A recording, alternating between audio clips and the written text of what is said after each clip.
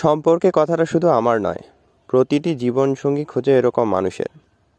আমি অপেক্ষায় আছি আমার মানুষটির জন্য, যে আমার বিকল্প রাখবে না, নিজের জানা সর্বোচ্চ চেষ্টার পরেও যে আমার হয়ে থাকেনি। তার জন্য খারাপ লাগাটা স্বাভাবিক, কিন্তু একটু হলেও তো ভেবে দেখা উচিত, নিজের জানা সর্বোচ্চ চেষ্টার পরেও যে আমার হয়নি বা আমার হয়ে থাকেনি, সে কি আদৌ আমার জন্য ছিল? হয়তো সাময়িক ছিল, কিন্তু একান্তই আমার হয়ে থাকলে তো হয় আমার মতো করে, কিংবা আমাদের মতো করে থাকতো, তাই না?